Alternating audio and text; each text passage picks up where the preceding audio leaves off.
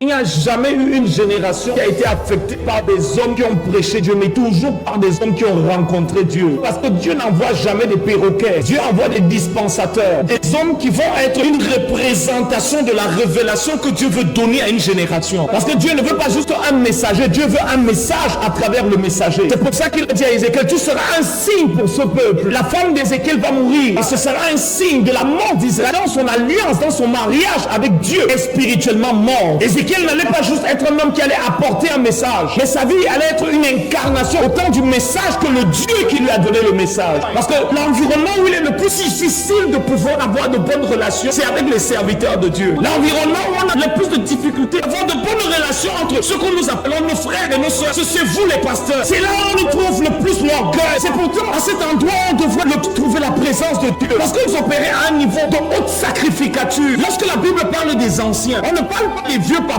On ne parle pas de ces hommes avec les cheveux plats à l'église. L'ancien, ce n'est pas la maman là qui est là à l'église depuis 15 ans ou 20 ans. Lorsqu'on parlait des anciens, on parlait de ceux qui étaient matures en Christ, dont l'expérience et la preuve de la crucifixion avaient été prouvées par une vie sacrificielle. C'est le papa là qu'on avait vu parfois marcher à pied portant les baffles parce qu'il veut aller prêcher pour Jésus. C'est la maman là qu'on avait vu rentrer un jour après avoir été incarcérée pendant des jours au commissariat parce qu'elle était allée prêcher pour Jésus. La marque de leur ancienneté était la marque de la croix de Christ sur leur vie. C'était des hommes en qui on pouvait voir les marques de la crucifixion, les marques d'une mort à eux-mêmes.